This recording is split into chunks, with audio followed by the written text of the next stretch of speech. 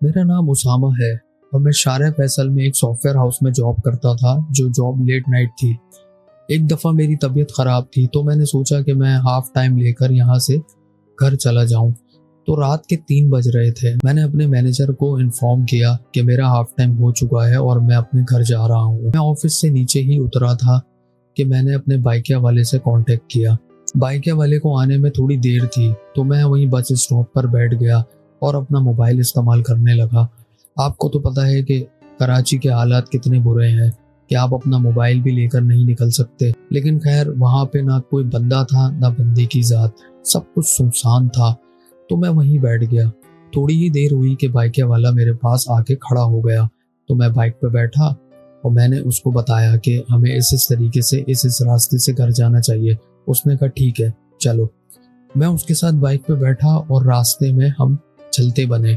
आधा ही रास्ता हुआ था कि बाइक वाले ने मुझसे पूछा कि तुम्हारा नाम क्या है। तो मैंने उसको अपना नाम बताया। उसके बाद उसने सवाल किया, क्या तुम्हारे साथ कोई अजीबोगरीब वाकया आज तक पेश आया है? क्योंकि मैं तुमसे इसलिए पूछ रहा हूँ क्योंकि मैं बोर हो रहा हूँ। क्या तुम मुझे कोई ऐसा वाकया सुना सकते हो? मैंने उसको नजरअंदाज करके बोला, यार मैं बहुत थका हुआ हूँ, मेरी तबीयत सही नहीं। उसने कहा चलो कोई बात नहीं। गुलशन में नीपा चौरंगी पे पहुंचते ही उसने मुझे कहा, मुझे जरा 2 मिनट का टाइम दो, मैं थोड़ा फ्रेश हो जाऊं। उसने बाइक एक होटल पे रोकी और पानी पीने चला गया। पानी पीकर वो जैसे ही वापस आया, उसने बाइक स्टार्ट की और उसके बाद हम चलने लगे। चलते चलते उसने मुझसे एक सवाल किया जो कि मुझे बहुत अजीब सी बात लगी। उसने मुझसे बोला, क्या तुम मरियम नामी लड़की से मोहब्बत करते हो? ये सवाल सुनने के बाद ही मैंने उससे बोला कि तुम ये बात कैसे जानते हो?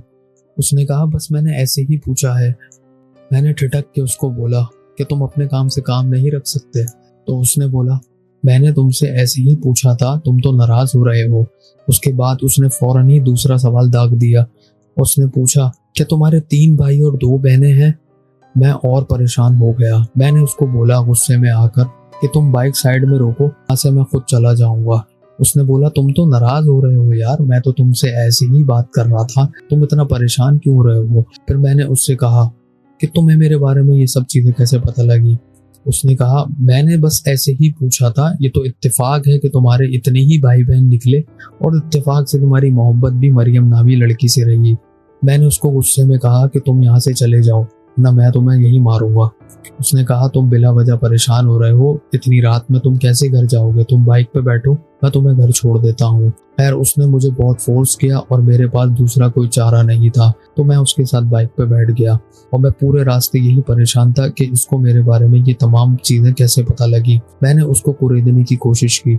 उसने कहा, मैंने तो बस इत्तेफाकन तुमसे पूछा था, तुम क्यों परेशान हो रहे हो? उसके बाद मैंने खामोशी साध ली। फिर जैसे ही मेरा घर करीब आया और मैं गेट के पास, मैंने उसको बोला कि बाइक रोक दो। उसने बाइक रोक दी और मैं बाइक से उतरा।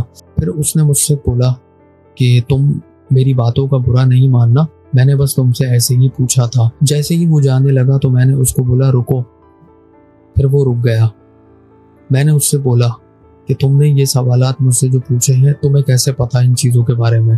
तो उसने मुझे बोला, ये तमाम चीज़ें मैं तुम्हें पहले ही बता चुका हूँ कि मैंने तुमसे इत्तेफाकन पूछी और इत्तेफाक से तुम्हारा जवाब वही था जो मेरा सवाल था। उसके बाद वो वहाँ से चला गया और मैं घर पे आके बिस्तर पे लेटा, यही सोच रहा था कि ऐसा कैसे हो सकता है कि इसको मेरे बारे में इतना कुछ पता हो। मैं बिस्तर पे लेटा हूँ, अपनी गर्लफ्रेंड को मैसेज किया और उसको मैंने ये तमाम वाकयात बताए। तो उसने बोला, ये तो बड़ा अजीब सा सीन हुआ है तुम्हारे साथ, आज तक मैंने ऐसा कोई किस्सा नहीं सुना। उसके बाद बातें होती गई और मैं सो गया। अगले दिन मैं जॉब पे वापस गया और सुबह के टाइम जैसे ही मेरी ड्यूटी ऑफ हुई, मैंने बाइकिया पे कांटेक्ट किया। आप इस बात को इत्तेफाक समझें कि वही शख्स मेरे पास वापस आया और मैंने उसकी राइड एक्सेप्ट करी और उसके साथ बैठ गया।